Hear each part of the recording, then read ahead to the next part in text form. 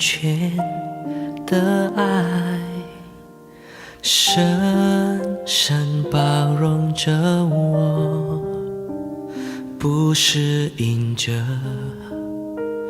我的好与坏，只因你的恩惠，你的慈爱，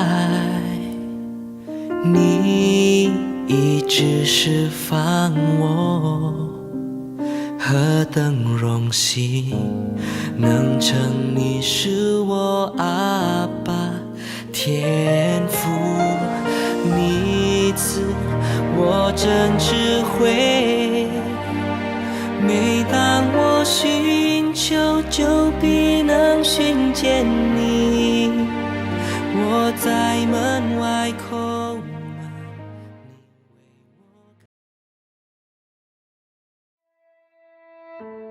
Inilah gereja yang kulihat, gereja yang dibangun di atas dasar Yesus Kristus sebagai batu penjuru dan gembala agung, yang altarnya selalu penuh dengan orang-orang yang bertobat dan hatinya haus dan lapar akan Roh Kudus, yang menaikkan pujian dan penyembahan dengan penuh cinta karena karyanya di atas kayu salib yang sempurna.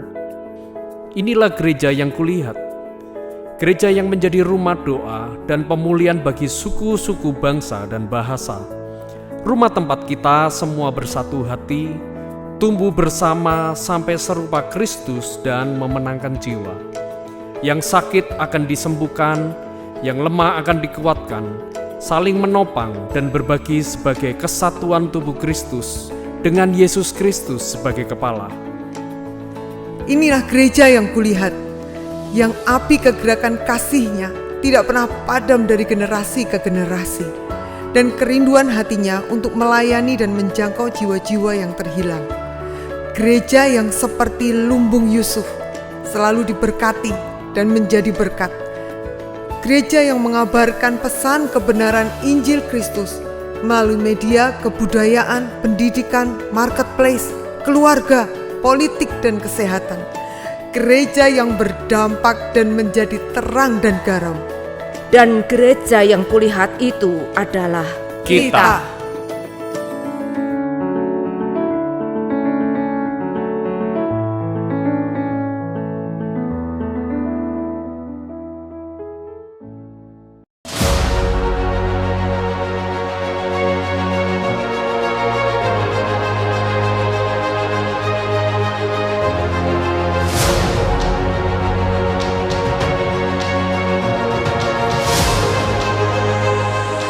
Tahukah saudara bahwa Tuhan sangat mengasihi saudara dan saya dengan kasih tanpa syarat, dan kepada orang-orang yang dikasihinya Tuhan mau supaya kita mengalami pertobatan.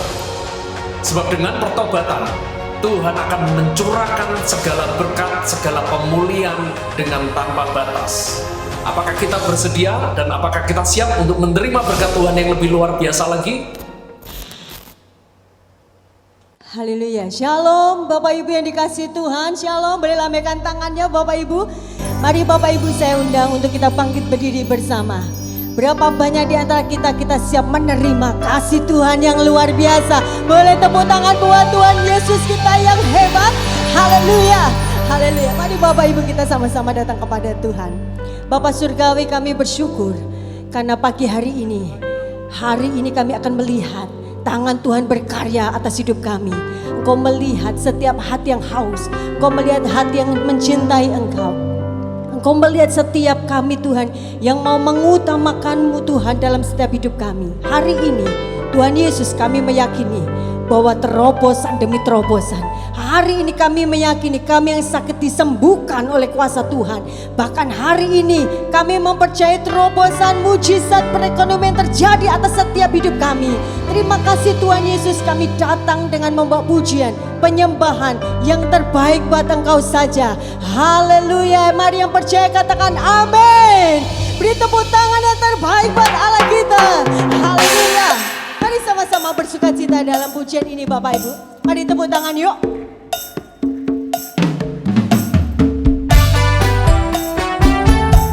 Dunia boleh habis lenyap Bapak Ibu, tapi firman Allah tetap tinggal diam dalam hidup kita. Haleluya. Biar bumi akan berlalu, biar bulan tak bercahaya lagi, biar langit akan bergoncang, matahari tak bersinar lagi, tetapi Tuhan Yesusku tak pernah ingkar janji. Semua yang difirmankannya pasti akan digenapi. Mari katakan, biar bumi akan berlalu, amin, biar bulan tak bercahaya lagi, biar langit akan bergoncang, matahari tak bersinar lagi, tetapi Tuhan Yesusku tak pernah ingkar janji. Semua yang difirmankannya pasti akan digenapi.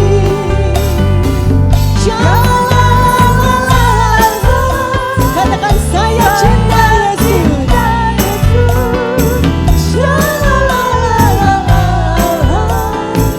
Yesus cinta saya. Katakan shalala, shalala. Lambaikan tangan Bapak Ibu. Amin. Shalala. Yesus cinta saya.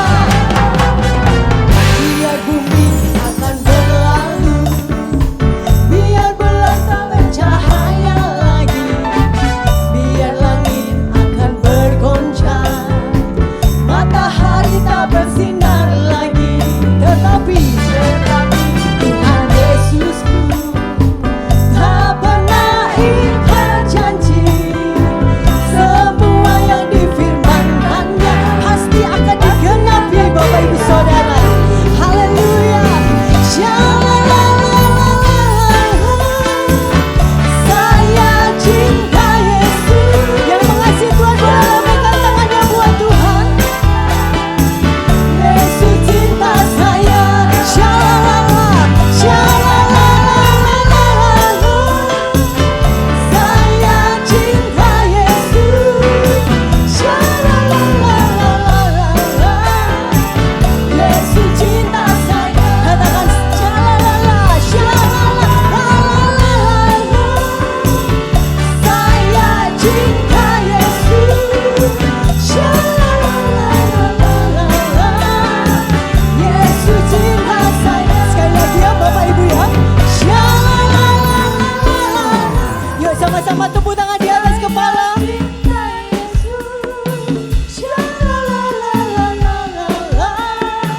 Yesus cinta saya. Shalala, shalala. Saya cinta Yesus. Shalala.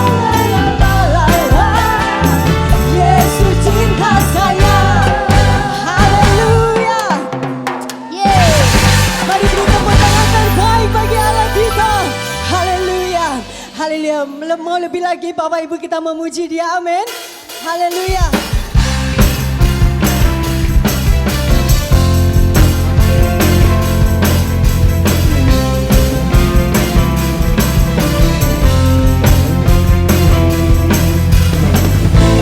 Firman terangi jalanku. Katakan perisai. Perisai iman di setiap waktu. Lindungiku dari sekarang. Tak pernah ku ragu, karena Dia bersamaku. Setia menjaga dengan kuasa mulia. Katakan, hanya di dalam namanya Yesus, Yesus.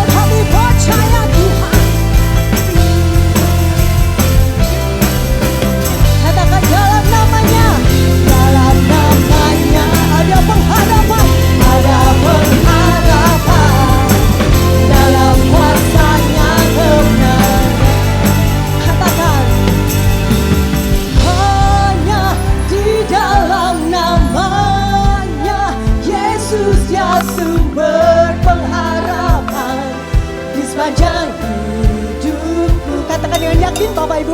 Hanya di dalam kuasa-Nya pasti tersedia kemenangan bagi kita. Katakan, hanya di dalam nama-Nya Yesus ya sumber pengharapan di sepanjang hidupku. Hanya di dalam kuasa-Nya pasti tersedia kemenangan bagiku selama-lamanya.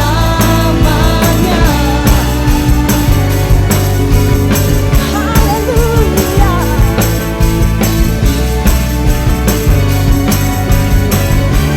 Mari sama-sama katakan, dalam namanya ada pengharapan, dalam kuasa-Nya kemenangan. Haleluya, haleluya, haleluya. Puji nama Tuhan. Bapak Ibu boleh duduk kembali. Shalom jemaat Tuhan dimanapun Anda berada. Saya percaya damai sejahtera dan sukacita selalu ada dalam kehidupan saudara. Untuk sementara, kegiatan gereja tetap dilaksanakan secara daring, namun bagi Bapak Ibu Saudara-saudari yang rindu mendapatkan dukungan doa, Anda bisa mengirimkan setiap pokok doa Anda ataupun pergumulan Anda di nomor admin gereja yang tertera di layar Anda. Bagi jemaat yang rindu untuk ambil bagian dalam pelayanan Tuhan, departemen-departemen yang ada di dalam gereja Betani Blora membuka kesempatan buat Anda, para volunteer untuk ikut ambil bagian dalam pelayanan. Anda bisa mendaftarkan diri Anda di admin gereja. Pelayanan baptisan akan kembali dilaksanakan pada minggu pertama bulan Maret 2021 dan tetap menerapkan protokol kesehatan. Bagi Anda yang ingin mendaftar, segera daftarkan diri Anda ke nomor admin gereja. Untuk para remaja, jangan lupa mengikuti ibadah 5 O'Clock Generation yang akan diadakan setiap hari Rabu pada pukul 6 sore melalui Zoom. Dan pastikan kalian untuk selalu hadir dalam pertemuan Zoom kali ini, karena tiap minggunya akan membahas topik-topik menarik seputar remaja dan problematikanya. Hari ini datanglah dengan ucapan syukur, dengan memberikan yang terbaik buat Tuhan. Mari berikan persembahan Anda kepada Tuhan dengan hati yang tulus. Persembahan Anda juga merupakan bagian dari sebuah pelayanan, dan saya percaya berkat yang Anda salurkan akan dipakai untuk kemuliaan nama Tuhan. Jika hari ini kalian diberkati dengan program-program yang ada di channel YouTube Geraha Betani Blora, jangan lupa untuk like, share kepada teman-teman kalian, dan subscribe supaya mendapatkan notifikasi tayangan-tayangan terbaru dari kami. Demikian warta Geraha Betani Blora dalam sepekan. Tuhan Yesus memberkati. Bapak Ibu Saudara, mari kita mau kembali, kita mau masuk dalam hadirat Tuhan. Siapkan hati kita. Kita percaya bahwa apapun segala sesuatu boleh terjadi. Hari-hari ini mungkin membuat kita semua menjadi jual hati, takut, khawatir. Tapi kita bersyukur, walau 1000 rebah di sisi kita, tetapi Tuhanlah yang akan menjaga dan menyertai hidup kita, dijauhkan dari segala hal yang tidak baik. Amin Bapak Ibu, mari datang kepada Tuhan. Oh, kami bersyukur Tuhan. Kami bersyukur Engkau terlalu baik, amat baik buat kami. Kami bangga punya Tuhan seperti Engkau. Kami bersyukur punya Allah seperti Engkau. Terima kasih Tuhan. Tiada pernah ku ragukan kasih setiamu ya Tuhan. Setiap waktu dalam hidupku tak pernah kau tinggalkan. Meski langit tampak suram, awan gelap pun menghadap, hadapi badai, lewati gelombang, tak pernah kau tinggalkan diriku.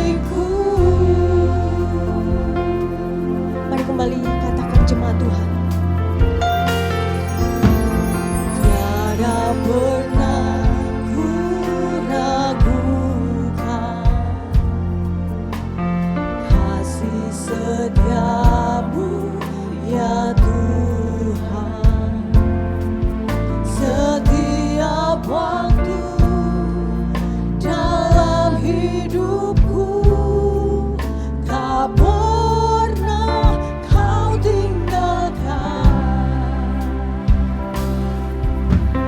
Meski langit tampak suram,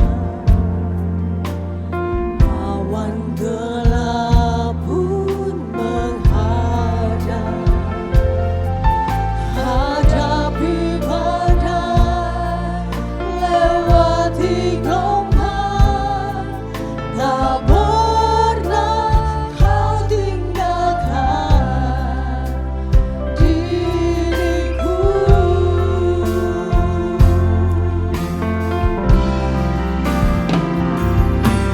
Walau seribu rebah di sisiku,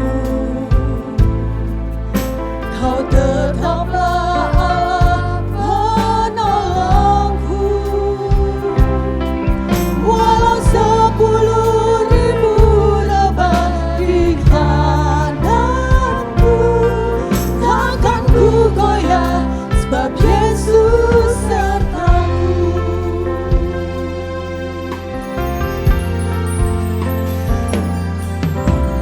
Tiada pernah ku ragukan. Kami mau mempercayakan hidup kami Tuhan, sebab Engkau Allah yang akan menyertai dan mengasihi kami di selamanya.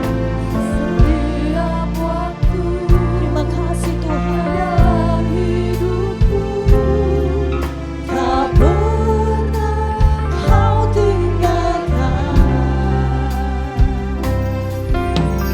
Meski langit tampak suram, awan gelap pun menghadap, hadapi badai, lewati gelombang, tak pernah kau tinggalkan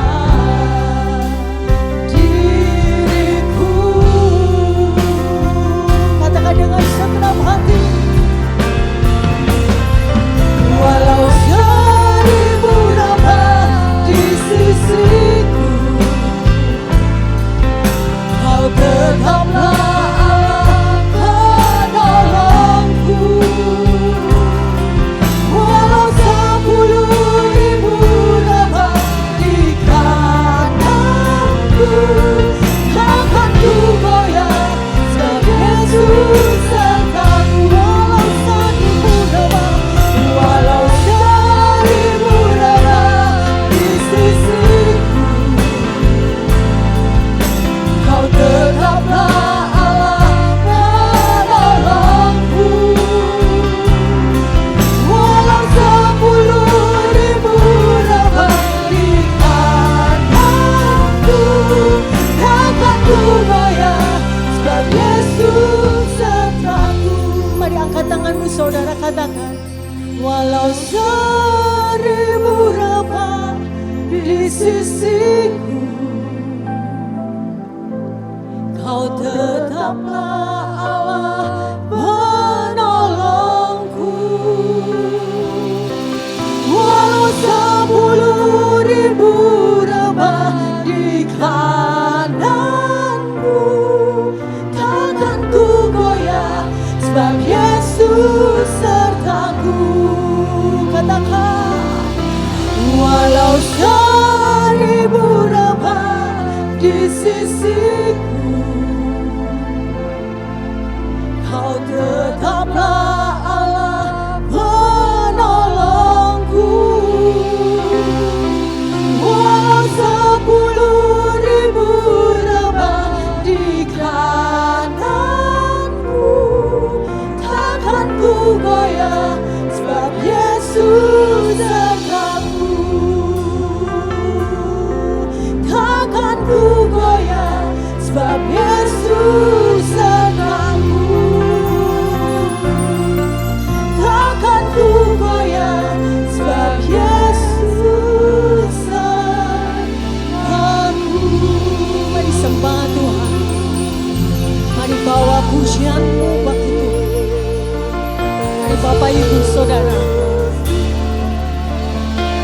nyatakan cinta kasih-Mu kepada Tuhan.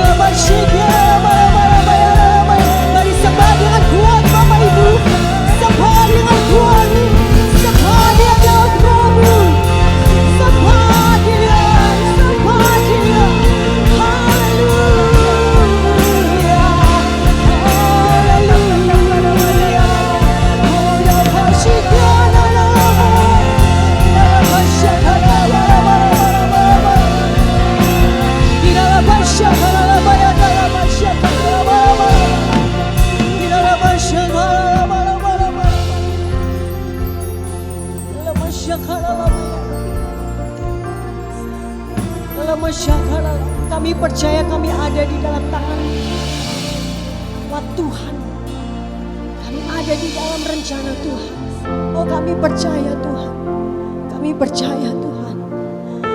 Mari Bapak Ibu bangkit berdiri tetap dalam hadirat Tuhan. Mari Bapak Ibu bangkit berdiri dan mari fokuskan hidup kita kepada Tuhan. Arahkan pandangan kita kepada Tuhan.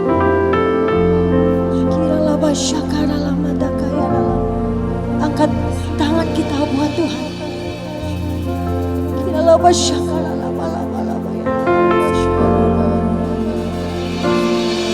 Walau 1000 nama di sisiku, Kau tetaplah Allah penolongku. Mari katakan dengan percaya. Walau 10.000 nama di kananku, takkan ku goyah, sebab Yesus sertaku. Katakan dengan yakin. Walau 1000 nama di sisiku, Kau tetaplah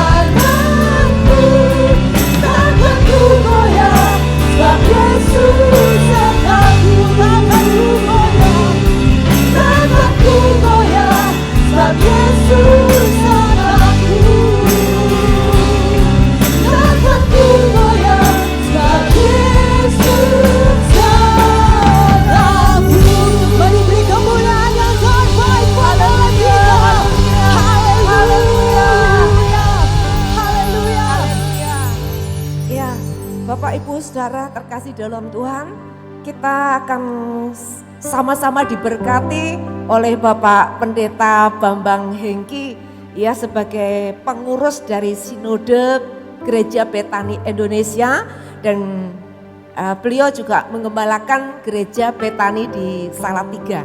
Ya, kita akan sama-sama diberkati. Saya percaya, ya, ketika kita siapkan hati pikiran kita akan diberkati pesan dan firman Tuhan dari hambanya. Iya, kita akan siapkan hati kita. Saya persilakan Bapak Bambang Hengki bisa sampaikan pesan Tuhan.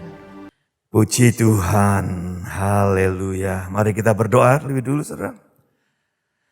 Bapak, terima kasih buat kesempatan kami boleh menyembah, memuja Tuhan. Kami bersyukur Tuhan punya Allah, Tuhan seperti Engkau. Dan biarlah sebentar kami mau dengar firman-Mu. Roh Kudus berbicara buat setiap kami, sehingga apa yang kami dengar, yang kami sampaikan, datangnya dan diurapi oleh Tuhan sendiri. Kami mengucap syukur untuk setiap jemaat yang boleh beribadah. Biarlah hari ini terus menjadi suatu kesempatan untuk kami membangun hidup kami bersama dengan Tuhan dan bersama dengan anak-anak Tuhan. Kami berdoa dan mengucap syukur dalam nama Tuhan Yesus. Amin. Amin. Puji Tuhan. Shalom. Jemaat Betani Blora. Dahsyat, luar biasa. Dan biarlah terus menjadi suatu hal yang membawa dampak yang lebih besar lagi bagi kota dan tentu juga bagi bangsa dan negara. Terima kasih untuk Ibu Pendeta Esther yang sudah memberi kesempatan hari ini untuk saya boleh menyampaikan firman Tuhan. Firman Tuhan pagi hari ini berbicara mengenai situasi yang sedang ada, yang sedang kita hadapi bersama-sama, bahkan seluruh dunia ini. Bagaimana situasi pandemik COVID-19 dan vaksinasi yang sedang ada di tengah-tengah kita. Ini menjadi suatu pertanyaan-pertanyaan yang banyak saya dengar, yang kami juga harus jawab. Apakah ini menjadi satu tanda akhir zaman? Setelah tentu perlu sesuatu perenungan, perlu satu pemahaman Alkitab secara lebih tepat, supaya kita tidak hanya ikut-ikutan dengan hal-hal yang ada di sekitar kita. Nah, setelah bicara mengenai pandemik COVID-19, yang kita tahu di sekitar kita, di Blora juga saya dengar sudah banyak korban, bahkan di Salatiga juga, dan mana-mana sudah. Setelah fakta pandemik ini, atau satu wabah penyakit yang menular ini, sebetulnya sudah terjadi cukup banyak kejadian-kejadian yang tercatat. Di dalam PowerPoint saya sampaikan, saya catat minimal 10. Saudara. Barangkali kalau mau dirincikan lagi akan banyak, lebih banyak. Tapi ini sudah dimulai tahun 500-an, saudara. Abad ke-5 sudah ada. Bahkan kalau kita mau mundur lebih jauh lagi, di Alkitab Perjanjian Lama pun sudah dicatat penyakit kusta. Sudah ada di zaman itu sebagai satu wabah. Dan menjadi sesuatu yang sama, yaitu dikarantina, diisolasi, sudah. Kalau dengan istilah sekarang. Ya. Jadi, setelah penyakit menular ini memang sebetulnya sudah kita kenal banyak sekali terjadi. Saya catat di situ ada 10, saudara. Mulai dari pes, mulai kemudian ada kolera, flu Spanyol, flu Asia, flu Hong Kong, HIV sampai hari ini juga sudah menelan banyak korban, saudara. Flu babi, saudara, itu menulari 1,4 miliar orang di tahun 2009, saudara. Kemudian kita tahu juga ada Ebola di Afrika. Hari ini kita sedang berhadapan dengan COVID-19, virus corona. Saudara, saya percaya kalau ini sudah menjadi suatu bagian yang berjalan dalam peradaban manusia, saudara. Tentu manusia juga diberi hikmat untuk bisa mengatasi masalah ini. Dari hari ke hari, tahun ke tahun, semakin manusia diberi pengetahuan, muncullah vaksin, saudara. Dan saya kira ini jadi suatu yang sangat logis, ya. Inilah yang sedang kita hadapi hari-hari ini. Saudara, memang COVID-19 ini memang cukup memberikan satu dampak yang sangat besar buat kita. Yang paling penting adalah dampaknya ketakutan. Spirit of fear, roh ketakutan itu menjadi sesuatu yang begitu menghantui banyak orang hari-hari ini. Dan tidak pandang mau kita ini orang yang punya jabatan yang tinggi, ataupun orang-orang biasa, orang pintar, orang yang gak sekolah, orang kaya, orang miskin, semuanya saudara. Dari presiden sampai rakyat jelata, ada semua yang terkena. Jadi ini bukan suatu permainan, saudara. Ada orang bilang ini konspirasi nih Pak. Enggak, ini real. Dulu kita pikir COVID-19 itu yang terinfeksi orang-orang di Wuhan sana, di Cina, oh jauh, oh di luar negeri. Tapi hari-hari ini di depan teras kita, rumah kita, bahkan mungkin sudah dalam rumah kita, saudara. Beberapa teman kita atau saudara kita juga sudah menjadi korban. Saudara, ini real, peperangan yang real, saudara. Yang sedang terjadi hari-hari ini. Yang kita harus sadari bersama. Menjadi kepentingan bersama untuk kita hadapi bersama, saudara. Di dunia ini sudah ada sekitar 110-an kurang lebih juta orang yang terinfeksi. 2, sekian juta sudah korban meninggal, saudara. Di Indonesia kita tahu kemarin tercatat ada 1,2 juta yang terinfeksi positif. Yang meninggal sudah 32 ribuan kurang lebih, saudara. Tadi kita nyanyi, walau 1.000 orang rebah di sisiku. Rebah artinya mati, saudara. 10.000 di sebelah kanan. Ini sudah lebih daripada itu. 30.000 di Indonesia. 3 kali lipat, saudara. Dan itu mungkin salah satunya juga bagian dari keluarga kita, teman kita, sahabat kita, saudara. Jadi saya mau mendorong, mari hari-hari ini. Satu kesadaran yang penuh, saudara. Bahwa kita ini sedang berhadapan dengan sesuatu yang memang bukan sesuatu yang sekedar permainan atau konspirasi. Ini real, saudara. Artinya kita harus waspada, bukan takut, saudara. Kalau kita takut berlebih-lebihan itu juga tidak baik buat kita. Kita diajarkan firman Tuhan, jangan takut. Ya, saya percaya. Dari mimbar-mimbar kita didengar berita jangan takut. Allah kita menyertai kita. Yes, saya percaya. Tapi juga kita diberi tanggung jawab untuk bagaimana menyadari situasi-situasi yang ada hari-hari ini. Kita nggak boleh meremehkan, apalagi mengabaikan. Pemerintah sudah begitu getolnya, ya sejak setahun yang lalu bicara mengenai ini, bahkan melakukan upaya-upaya menyehatkan, menyelamatkan rakyat. Ratusan triliun dana digelondorkan, saudara, untuk supaya saudara dan saya, rakyat Indonesia ini sehat. Tapi nggak bisa kalau hanya pemerintah saja. Saudara dan saya sebagai bagian dari warga negara, kita harus ambil bagian. Caranya apa? Taati protokol kesehatan, 3M, 5M. Ayo saudara, ini satu waktu yang memang penting sekali. Nah, lalu apa Pak kepentingannya kami sebagai orang percaya? Apakah memang ini merupakan tanda-tanda akhir zaman? Nah, mari kita akan lihat, saudara. Ya, tadi saya sudah sampaikan dari awal bahwa pandemik ini sesuatu yang sudah terjadi sejak abad ke-5, ya, yang tercatat secara medis, saudara. Artinya sudah biasa. Kalau hari ini kita berhadapan dengan pandemik, ya memang ini menjadi sesuatu yang sedang terjadi.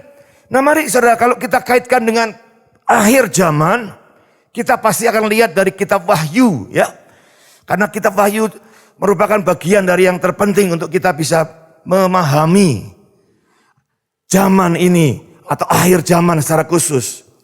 Saudara, PowerPoint yang berikutnya begini, kita baca dari Wahyu 13, ya. Ayat yang ke-16 dan 18. Wahyu 13 ayat 16-18. Dan ia itu binatang itu, saudara, ya, menyebabkan sehingga kepada semua orang, kecil atau besar, kaya atau miskin, merdeka atau hamba, diberi tanda pada tangan kanannya atau pada dahinya. Dan tidak seorang pun yang dapat membeli atau menjual selain daripada mereka yang memakai tanda itu, yaitu nama binatang itu atau bilangan namanya. Yang penting di sini ialah hikmat. Barang siapa yang bijaksana, baiklah ia menghitung bilangan binatang itu, karena bilangan itu adalah bilangan seorang manusia, dan bilangannya ialah 666. Secara menarik sekali. Kita bersyukur di dalam Alkitab kita, Tuhan sudah memberikan satu petunjuk-petunjuk. Tapi yang kita juga harus tahu, saudara, ini bicara mengenai kedatangan Tuhan. Pasti kalau selalu bicara akhir zaman, konotasinya pasti Yesus sebentar lagi yang datang. Yes, saya percaya. Saya menanti-nantikan, saudara. Tetapi Yesus bilang, tidak ada seorang pun yang tahu waktunya kapan. Betul ya? Jadi jangan pernah, saudara, mereka-reka atau mempercayai orang yang mereka-reka. Oh, Yesus mau datang tanggal ini, bulan ini, tahun ini. Jangan pernah percaya. Ya, karena Tuhan bilang tidak ada yang tahu, hanya Bapa yang tahu. Anak pun tidak. Luar biasa, saudara. Ini pengakuan bahwa Yesus menunjukkan pada kita bahwa manusia tidak boleh mereka-reka sesuatu yang memang bukan bagian yang Tuhan ingin nyatakan atas kita, saudara. Itu bagiannya Tuhan. Lalu bagian kita apa? Puji Tuhan. Alkitab menunjukkan waktu, perjalanan waktu atau periode atau zaman yang berjalan ini. Tanda-tandanya diberikan. Menarik sekali kalau saudara baca Matius 24. Matius 24 ada satu perjalanan zaman yang menurut saya ini perlu saudara dan saya pahami secara lebih jelas. Sebetulnya ini juga sudah banyak dibicarakan, saudara. Ya, pada saat-saat kita bicara soal akhir zaman selalu bicara soal Matius 24 ini. Nah, saudara, ada 3 tanda yang jelas. 3 periode tanda yang kita bisa tandai dengan jelas. Dikatakan demikian ya. Masa permulaan penderitaan. Ya, memang saudara, penderitaan, persoalan akan ada di tengah-tengah kita. Adanya penyesatan. Perhatikan baik-baik. Adanya penyesatan. Makanya kita harus belajar. Jangan sampai kita disesatkan atau bahkan menyesatkan. Celakalah, katakan firman Tuhan, kalau engkau menyesatkan orang lain.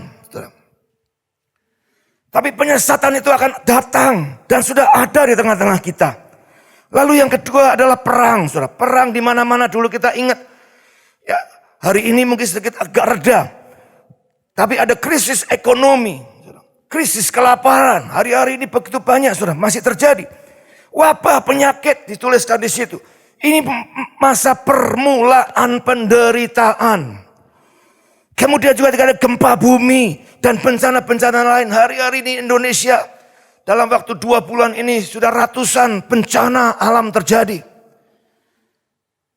Secara tentu ini bukan untuk menakut-nakuti, tetapi untuk justru membangkitkan satu empati dari anak-anak Tuhan untuk mulai mengulurkan tangan, mempersiapkan diri menjadi berkat bagi saudara-saudara kita yang sedang mengalami penderitaan ini. Belas kasih kita, kemurahan hati kita, ini kesempatan yang luar biasa. Lalu yang kedua, periode yang kedua adalah periode masa sebelum antikris. Persiapan, saudara. Apa yang ditulis di dalam Matius 24? Ya, ayat yang mulai ayat ke-9 sampai 14. Adanya tekanan kepada orang percaya. Mulai ada aniaya, khususnya buat anak-anak Tuhan. Makanya kita persiapkan, saudara. Wah, hari-hari ini juga saudara kita sering dengar berita-berita itu. Aniaya, tekanan terhadap anak-anak Tuhan. Orang-orang percaya. Kita dipersulit dalam hal-hal tertentu barangkali, saudara.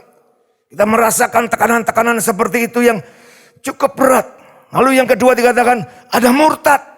Hari-hari ini, saudara, banyak orang murtad. Orang gak percaya lagi sama Tuhan, saudara. Lalu apa? Nabi-nabi palsu muncul. Hari-hari ini juga begitu banyak.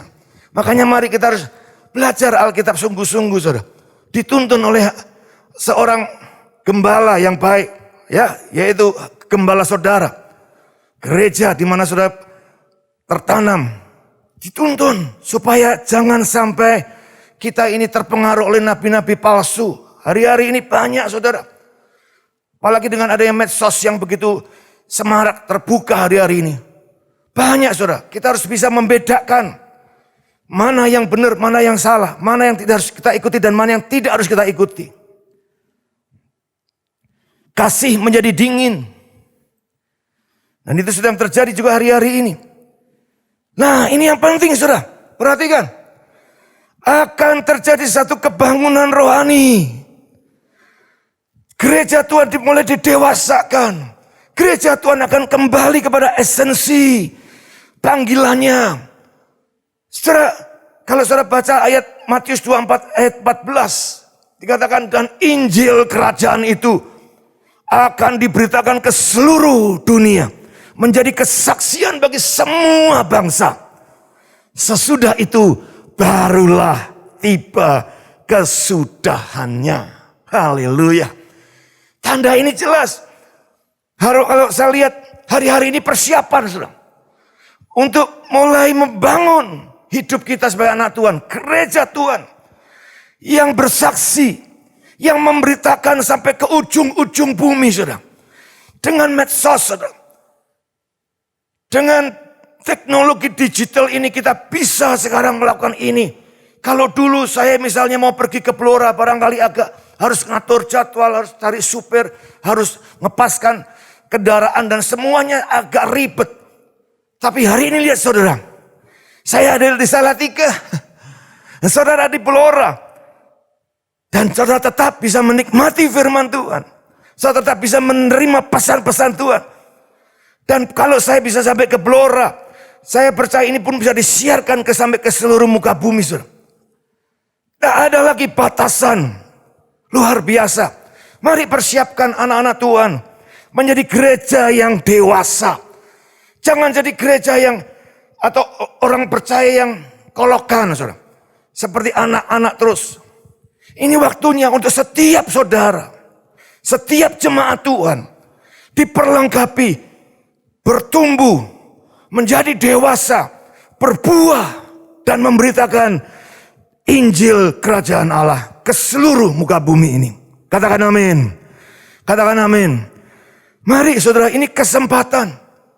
Ini sedang terjadi. Dan saya tidak tahu apakah ini waktunya panjang atau pendek. Kita nggak ada yang tahu. Tapi ini sudah mulai terbuka, saudara. Pintu-pintu yang semula kita sulit untuk masuk.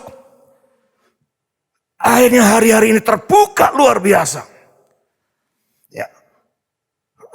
Bangsa atau negara-negara yang kita sulit masuk. Tahun-tahun sebelumnya pandemik, saudara. Hari ini terbuka luar biasa. Ayo saudara, ini zaman kebangunan rohani. Saya sering bilang, ini Tuhan sedang menjamu kita dengan pesta rohani. Setiap hari Minggu saya bilang sama jemaat saya, kalian sekarang satu minggu atau hari Minggu, satu hari Minggu. Kalian tinggal klik. Kalian bisa lihat pengajaran-pengajaran dari begitu banyak hamba-hamba Tuhan. Yang bisa menjadi berkat buat kita. Yang bisa membangun iman kita. Ini pesta rohani. Untuk apa? Supaya kita kuat rohani kita. Dan kita menjadi dewasa. Dan kemudian kita menjadi saksi Kristus ke ujung-ujung bumi. Jangan ada jemaat lagi yang tertidur.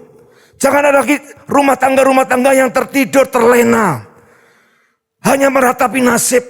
Aduh, kenapa bisnisku hancur gara-gara pandemik. Aduh, aku begini, aku kesial hidupku, tidak baik hidupku. Aduh, hanya mengeluh dan mengeluh. Rubah, saudara. Terang itu sudah ada di tengah-tengah kita di masa sekarang ini. Jadi saya mau dorong untuk siapapun kita, mari hari-hari ini. Berkaitan dengan akhir zaman, ya saya percaya ini akhir zaman. Tapi jangan khawatir, masih ada waktu. Barangkali zaman sekarang ini kita ada di bagian yang kedua ini. Nah, akan datang bagian yang ketiga, periode yang ketiga. Matius 24:15-31. Antikris akan datang, berkuasa. Tanda-tanda di langit terjadi. Kuasa langit goncang. Kedatangan Tuhan Yesus yang kedua. Dan waktu ini singkat, saudara. Antikris, Alkitab berkata, hanya diberi waktu 7 tahun, saudara. Tidak lebih. Jadi jangan khawatir juga, saudara. Ya. Makanya kita perlu persiapkan ini. Pak, saya mau terangkat. Tidak ada masalah, saudara. Kalau hidup kita benar, pasti terangkat. Tapi kalau hidup kita nggak benar, mungkin kita ketinggalan. Tapi tidak ada masalah. Kalau ketinggalan pun, saudara harus diperlengkapi dengan kebenaran ini. Supaya bertahan selama 7 tahun ini. Tahun di mana Antikris berkuasa. Jadi saudara, yang terpenting adalah kesiapan, kedewasaan kita. Kita bekerja untuk memuliakan nama Tuhan. Saudara, Yesaya 60 ayat 1-5 menegaskan lagi pada kita. Bangkitlah, menjadi teranglah. Sebab terangmu datang dan kemuliaan Tuhan terbit atasmu. Sebab sesungguhnya kegelapan menutupi bumi dan kekelaman menutupi bangsa-bangsa. Tetapi terang Tuhan terbit atasmu. Dan kemuliaannya menjadi nyata atasmu. Haleluya, saudara. Saudara, sebetulnya kegelapan ini gak ada apa-apanya. Kenapa bisa gelap? Karena gak ada terang. Terangmu dan terangku mungkin belum terlalu memberi dampak. Tapi Tuhan bilang, terang Tuhan terbit atas kamu. Sehingga kegelapan segelap apapun juga selama ada terang Kristus yang ada di dalam kamu. Maka kemuliaannya, terangnya itu menjadi nyata atasmu. Katakan amin. Ini waktunya, saudara. Ini waktunya KKR terjadi. Tidak hanya di lapangan-lapangan terbuka. Ini waktunya KKR atau terang Tuhan itu dinyatakan bukan hanya di gereja-gereja sebagai gedung. Tapi di rumah-rumah tangga saudara. Di dalam pekerjaan-pekerjaan saudara. Di dalam aktivitas saudara. Kemanapun langkah kakimu. Ada kebangunan rohani. Ada terang yang bersinar. Terang Kristus bercahaya atas hidupmu, saudara.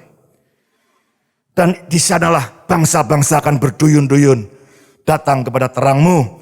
Dan raja-raja kepada cahaya yang terbit atasmu. Haleluya, saudara.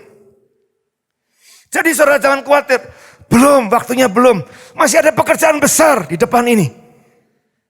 Jangan bersembunyi. Jangan menjadi takut, gemetar. Saudara. Ini justru waktunya untuk kita mulai keluar. Mendeklarasikan hal-hal yang luar biasa dari Tuhan kita. Bertumbuh iman kita. Bertumbuh pengharapan kita. Bertumbuh kasih kita kepada Tuhan. Akhir zaman harus dipandang sebagai satu kesempatan, saudara. Untuk kita menggaspol gitu ya. Itu istilah sekarang. Gaspol, saudara. Jangan berhemat-hemat kata Tuhan. Gaspol, saudara. Apa yang kau bisa lakukan untuk Tuhan, lakukan itu segera. Dan kerjakan dengan yang terbaik, saudara. Yang kedua, saudara, adalah soal tadi binatang, tanda 66, kemudian juga di tangan kanan ya, dan dahi. Itu semua simbolis sebetulnya. Bukan sesuatu yang, nanti dicap tangannya, dahinya dicap ya. Seperti sapi yang, ini bagus dicap pantatnya. Tidak, saudara. Itu semua simbolis. Ya, simbolis. Karena di dalam Keluaran 13 ayat 89.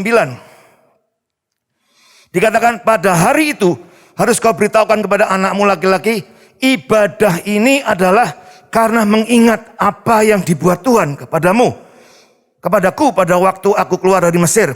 Hal itu bagimu harus menjadi tanda pada tanganmu dan menjadi peringatan di dahimu supaya hukum Tuhan ada di bibirmu. Sebab dengan tangan yang kuat Tuhan telah membawa engkau keluar dari Mesir. Jadi saudara, ini Tuhan yang ngomong. Ibadah itu harus dilakukan dan selalu diingat. Bahkan supaya engkau ingat tulis di dalam dengan tanganmu, ya, diberi tanda dengan tanganmu dan peringatan bagi dahimu. Apa terus ditulis? Oh, ibadah itu penting. Oh, ibadah itu penting di sini. Enggak, saudara. Tentu itu simbolis, lambang sesuatu. Satu ayat lagi, saudara. Ulangan 6 ayat 68. Apa yang kuperintahkan kepadamu pada hari ini haruslah engkau perhatikan.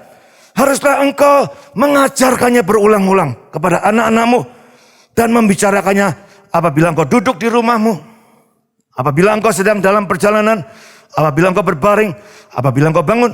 Haruslah juga engkau mengikatkannya sebagai tanda pada tanganmu dan haruslah itu menjadi lambang di dahimu. Apakah harus ditulis? Oh, ingat ya anak-anak, kamu harus begini.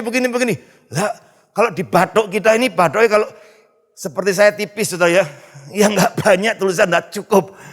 Atau di tangan saya, nggak cukup. Itu simbol. Apa maksud tangan? Apa maksud dahi? Tangan berbicara, kalau kita bicara tangan Tuhan, itu artinya perbuatan Tuhan. Kalau bicara soal dahi, yaitu kepala, bicara mengenai karakter, ya, karakter pikiran. Ketopong kepada kepalamu, itu artinya pikiranmu harus selaras dengan pikiran Kristus. Nah saudara, binatang, tanda 666, dan juga 666 bicara mengenai manusia yang kepingin jadi Allah. Itu simbol, saudara. Ya. Manusia, hari-hari ini manusia kepingin jadi Allah.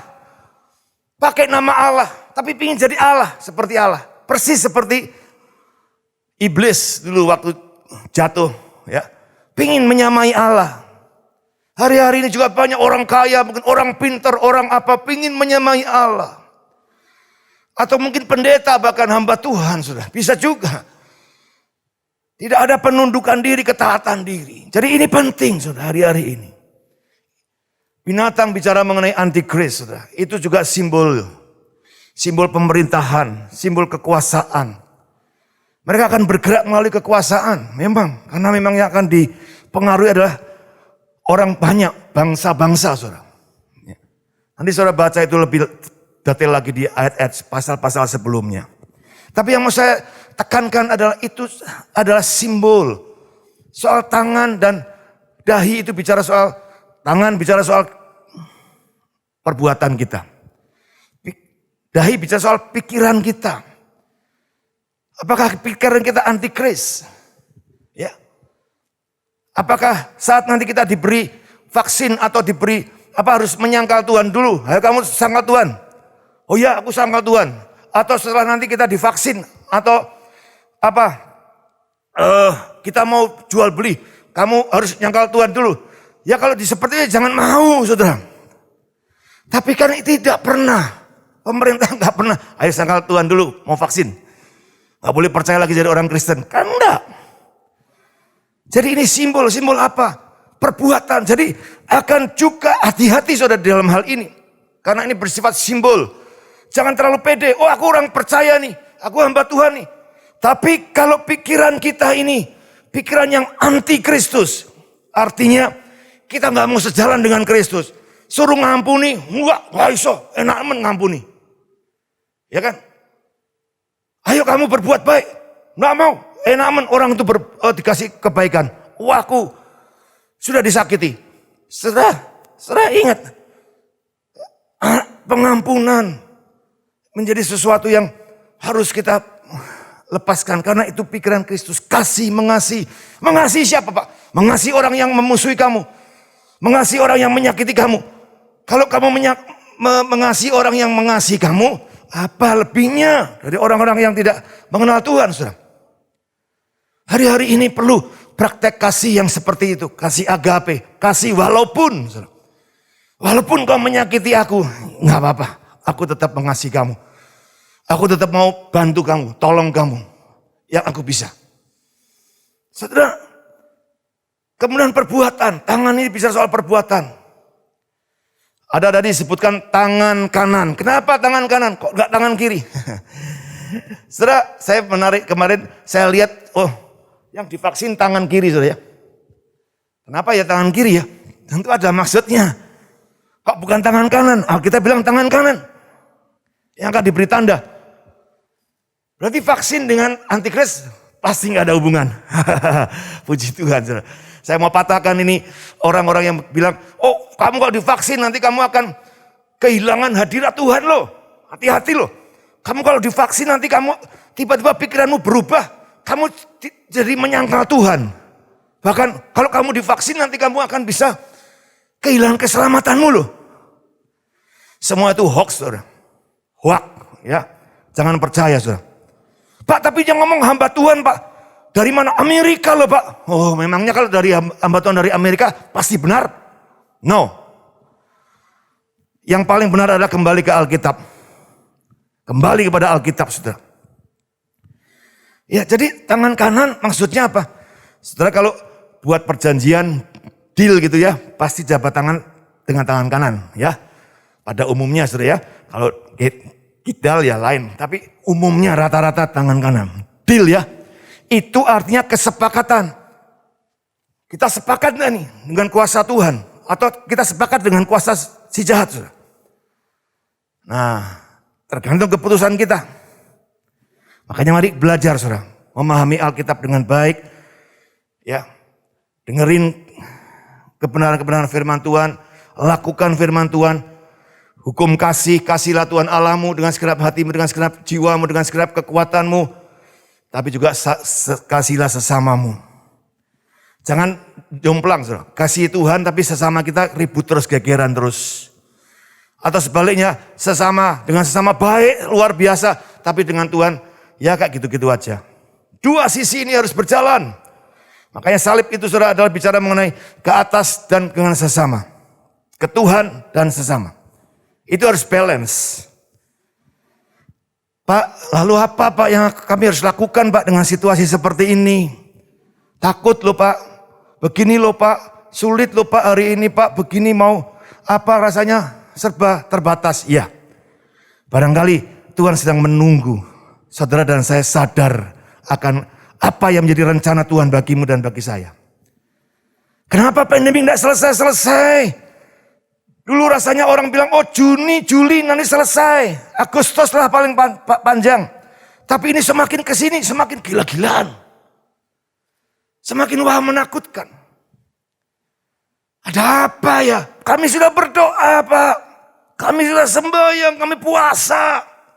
Masa si Tuhan gak dengar? Bahkan kami sudah lakukan doa peperangan Pak untuk memerangi virus COVID. Fine, gak masalah saudara.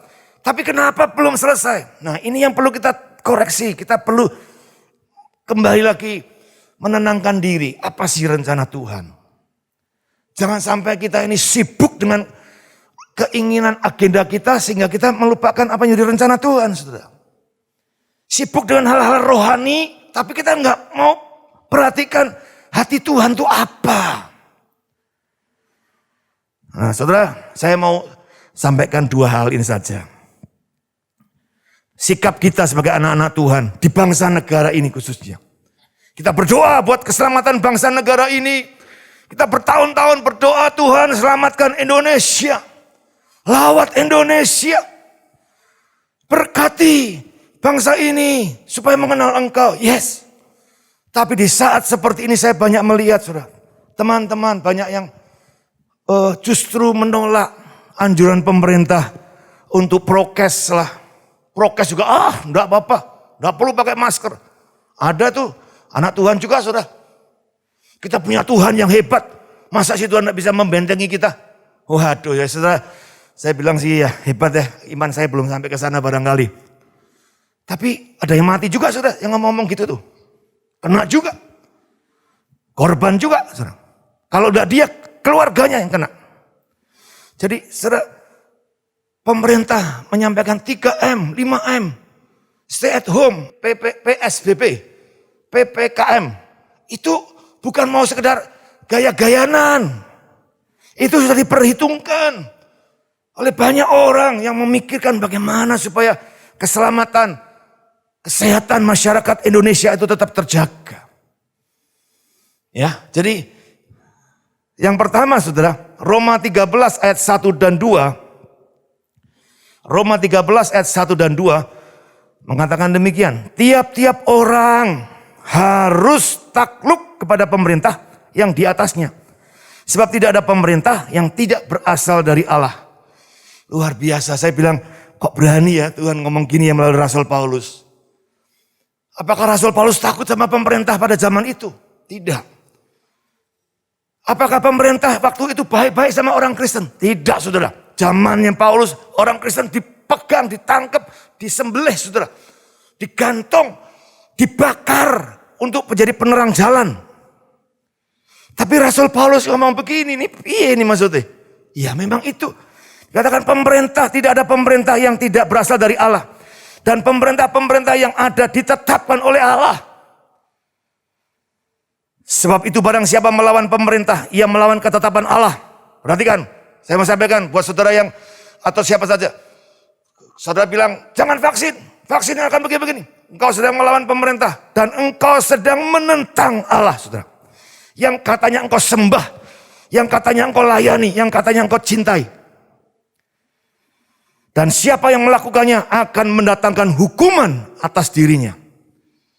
Alkitab yang bilang saudara, bukan saya. Jadi mari kita harus belajar, pemerintah kita berjuang sungguh-sungguh saudara, untuk melakukan vaksinasi secara massal. Ayo saudara, saya dorong untuk kita belajar taat. Kalau dengan pemerintah aja, pemerintah yang kelihatan dengan mata kita nggak bisa taat. Saya mau katakan, saudara bohong kalau saudara taat sama pemerintahan kerajaan Allah yang nggak kelihatan. Mana mungkin? Jadi dimulai dari yang apa yang kita bisa lihat, karena firman Tuhan bilang begitu. Saudara. Taat sama pemerintah, karena tidak ada pemerintah yang bukan berasal dari Allah. Allah yang menetapkan. Jadi kalau engkau menentang pemerintah, engkau sama dengan menentang Allah, saudara. Ketetapan Allah. Itu yang pertama. Ayo lembutkan hati kita. Saudara, dukung pemerintah untuk vaksinasi dan menyelesaikan semua persoalan pandemik ini. 3M, 5M, stay at home. Ya, wah Pak, tapi bosan Pak di rumah. Ya belajar untuk retreat di rumah bersama dengan Tuhan dan bersama dengan keluarga. Pemulihan keluarga juga harus terjadi, saudara. Lalu yang kedua, Yeremia 29 ayat 11, ayat hafalan barangkali. Ayat doa-doa kita. Sebab aku ini mengetahui rancangan-rancangan apa yang ada padaku mengenai kamu. Demikianlah firman Tuhan, yaitu rancangan damai sejahtera, bukan rancangan kecelakaan, untuk memberikan kepadamu hari depan yang penuh harap. Saudara, luar biasa, ada masa depan. Tapi bagaimana masa depan itu bisa diraih? Apakah kita leha-leha tenang-tenang saja? Apakah kita kemudian nyantai-nyantai? Tentu tidak. Coba kita lihat ayat yang ke berapa ini? Ke-7. Nah ini sudah ya. Ini goal kita ini. Usahakanlah apa? Kesejahteraan kota kemana aku buang. Berdoalah untuk kota itu kepada Tuhan, sebab kesejahteraannya adalah kesejahteraanmu. Saudara. Puji Tuhan. Mau masa depan Indonesia lebih baik, masa depan anak-anakmu, masa depanmu baik seperti yang Tuhan rancangkan.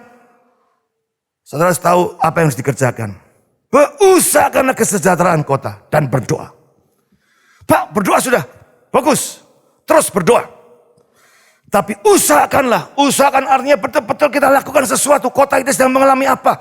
Sedang mengalami ini, ayo kita mulai bersama-sama seluruh anak Tuhan. Bergerak, menolong, ya, membantu, mengkampanyekan untuk, ayo hati-hati 3M, 5M. Kampanyekan, bantu pemerintah sudah.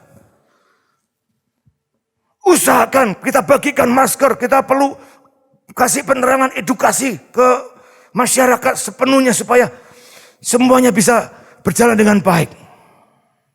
Jangan malah kita yang jadi sumber masalah, saudara. Rasa percaya, kui konspirasi tuh. Wah itu begini-begini. Tidak, saudara. Mungkin memang ada yang gak gitu-gitu. Biasa iblis menyusup-nyusup di tempat-tempat yang sepertinya dikerjakan oleh anak Tuhan. Tapi jangan karena yang palsu kita terima, akhirnya kita menolak yang asli. Perhatikan, jangan menolak yang asli karena adanya yang palsu. Yang palsu biarlah yang palsu. Tapi yang asli kita tetap pegang kuat-kuat. Usahakanlah. Jadi ada bekerja waktu ini bukan waktunya nyantai dalam arti kata, Pak, tapi kan nggak boleh keluar rumah. Saudara, sekarang kerja kan bisa work from home. Ya, kita bisa komunikasi dengan banyak orang. Ya, kita tetap bisa melakukan sesuatu untuk kota, untuk bangsa ini. Yuk, saya dorong untuk saudara semua kita mulai bangun lumbung-lumbung. Nah ini, ya kita sedang mau bicara soal lumbung. Gereja mungkin nggak bisa lagi ibadah dalam arti kata seperti biasanya. Apakah pekerjaannya cuma ibadah di gereja? Enggak, tentu. Ada koinonia, ya, ada persekutuan, tapi juga ada diakonia, yaitu menolong orang-orang yang sedang membutuhkan. Yuk, saudara, ada banyak tugas gereja, ya, sehingga kita tidak mandek. Gereja tidak boleh mandek. Gereja ibadahnya berhenti, ya, online, ya, tidak masalah. Tapi kita sebagai anak Tuhan kita terus bekerja. Semakin Tuhan mau cepat datang ini, kerjanya semakin gaspol. Katakan amin. Semakin sungguh-sungguh, semakin habis-habisan, semakin all out, semakin tamsunya sudah habis-habisan buat Tuhan. Ini waktunya. Tapi kita perlu diperlengkapi lebih dulu. Ya, didewasakan. Kita harus semakin melekat dengan Tuhan supaya apa yang kita kerjakan tidak menyimpang ke kanan dan ke kiri dari rencana Tuhan. Jadi sekali lagi kesimpulannya, jangan nyepelekan COVID-19 di akhir zaman ini. Ya, ikuti protokol kesehatan sudah dengan baik. Kewaspadaan itu penting. Tuhan bilang berjaga-jagalah. Di akhir zaman itu berjaga-jaga. Berjaga-jaga bukan cuma sekedar berdoa saja. Iya, itu tentu. Tetapi berjaga-jaga juga bagaimana perilaku kita sehari-hari untuk kita kerjakan dengan baik. Ya, lalu berkaitan dengan akhir zaman sudah ini belum, ini baru mulai. Ya, jadi artinya mari ada pekerjaan besar yang sudah Tuhan siapkan untuk kita lakukan dengan sepenuh hati. Saya percaya gereja Tuhan bergandeng tangan satu dengan yang lain akan menjadi suatu kegerakan yang dahsyat luar biasa. Hari ini kita tidak bisa lagi, oh ini gerejaku, itu gerejamu. Tidak bisa, kita harus bersatu. Ya, kita harus bersatu bergandeng tangan untuk memberikan dampak yang lebih besar. Soal vaksinasi sudah, mari jangan salah persepsi mengenai hal ini. Pemerintah ingin menyelamatkan, menolong saudara dan saya.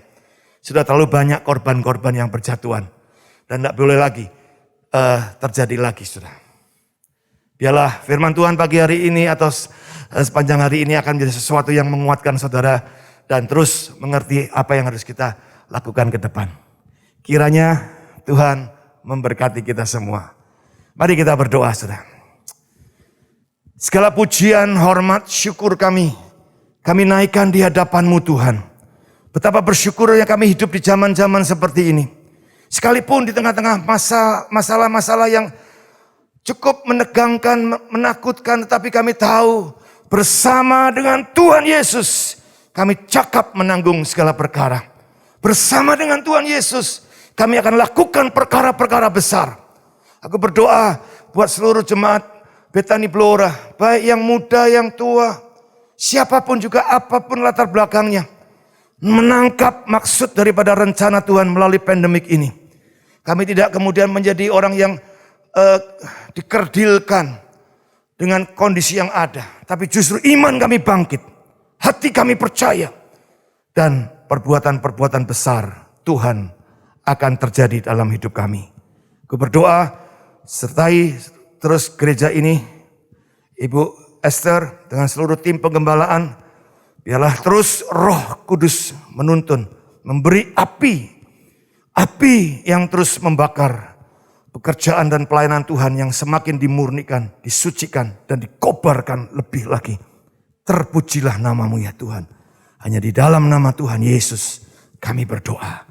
Amin. Amin. Tuhan memberkati. Dan pesan tadi firman Tuhan, ayo kita mau lebih lagi sungguh-sungguh dengan Tuhan, gaspol dengan Tuhan ya. Jangan lagi kita dibelenggu dengan ketakutan, kekhawatiran dan kita tidak melakukan sesuatu apapun. Tapi ini waktunya gereja, Tuhan bangkit kita bersinar, berdampak dan menjadi berkat di tengah dunia ini. Karena dia akan segera ya datang nanti, kalau dia datang nanti kita juga kepengennya kita bersama dengan Tuhan. Sebelum antikris yang kita mau, kita ikut pengangkatan. Ya, kita ikut pengangkatan. Sebab itu, ayo makin sungguh-sungguh dengan Tuhan. Jangan jadi orang Kristen yang leda-lede, ya. Tapi ayo kita semakin sungguh-sungguh gaspol dengan Tuhan. Kita percaya nama kita tercatat dan kita akan mengikuti nanti diangkat bersama dengan Tuhan. Antikris datang, ya. Dan kita semua nanti akan bersama Tuhan. Tuhan memerintah bersama dengan dia. Ayo kita sama-sama bangkit berdiri Bapak Ibu Saudara.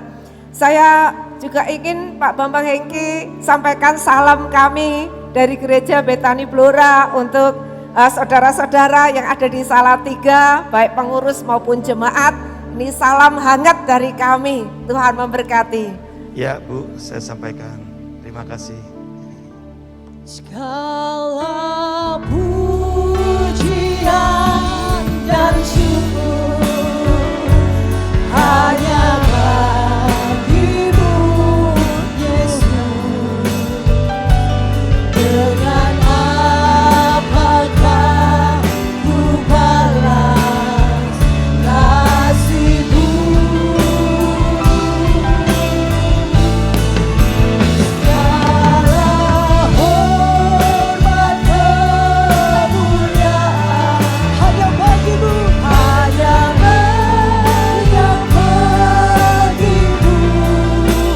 Ku sembah Yesus seumur hidupku. Mari jemaat berangkat kedua tanganmu dan katakan, segala pujian dan syukur hanya bagimu, hanya bagimu Yesus. Dengan apakah ku balas kasih-Mu? Segala hormat kemuliaan hanya bagimu, hanyalah yang bagimu. Ku sembah Yesus seumur hidupku. Katakan, ku sembah Yesus. Ku sembah Yesus seumur hidupku. Sekali lagi, ku sembah Yesus. Ku sembah Yesus seumur hidupku. Mari beri tepuk tangan yang terbaik buat kita. Haleluya, haleluya. Sungguh hati kami bersyukur ya Tuhan untuk semua anugerah Tuhan limpahkan dalam hidup kami. Sepanjang ibadah ini kami rasakan hadirat Tuhan, kasih Tuhan dan berkat firman Tuhan memerdekakan setiap kami. Sehingga kami tidak lagi dibelenggu dengan ketakutan, kekhawatiran, kecemasan. Tapi hati kami boleh melimpah dengan damai, bahkan ucapan syukur kepada Tuhan. Dan ini waktunya kami akan bangkit, bersinar, menjadi terang dimanapun kami berada. Supaya Injil Kerajaan Allah boleh disampaikan sampai ke ujung bumi. Terima kasih hamba-Mu yang sudah menjadi berkat buat kami. Bapak Pendeta Bambang Hengki, Tuhan Engkau, Tuhan limpahkan segala yang terbaik dalam hidupnya.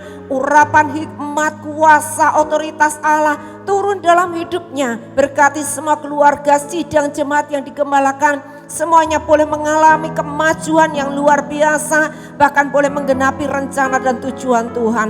Terima kasih, kami juga berdoa ya Tuhan untuk pemimpin kami Bapak Presiden Jokowi, Tuhan, yang telah mengusahakan, mengupayakan dengan sungguh-sungguh Tuhan untuk kesejahteraan bagi bangsanya. Kami berdoa kiranya Tuhan terus pimpin, tolong dia.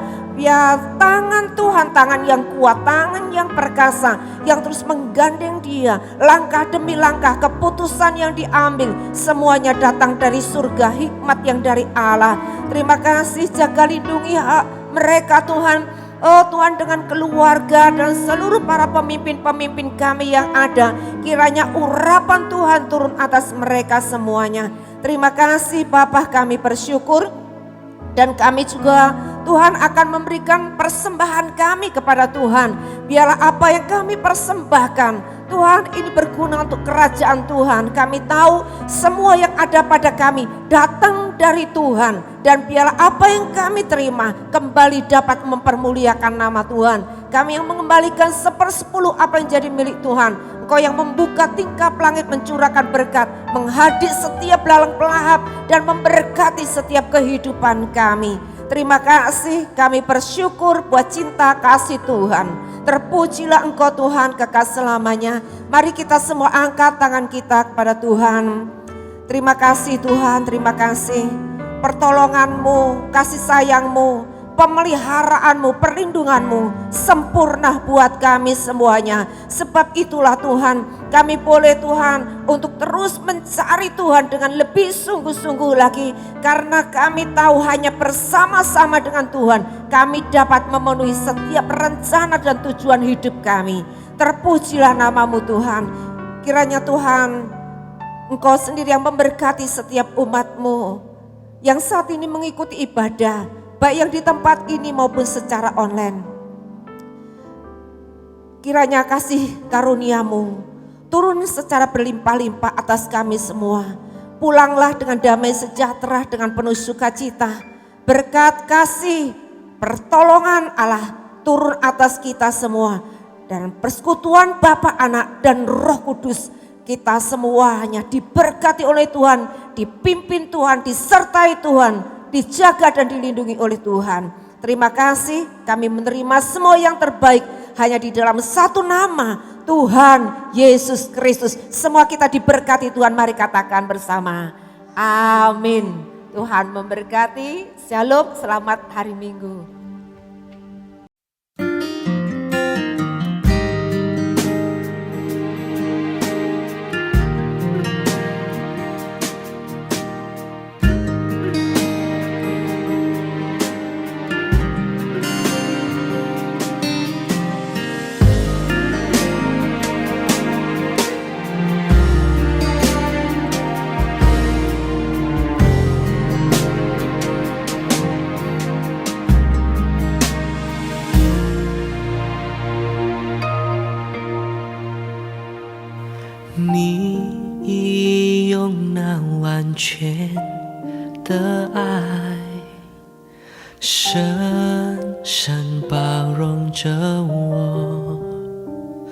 不是因着我的好与坏，只因你的恩惠，你的慈爱，你一直释放我，何等荣幸能称你是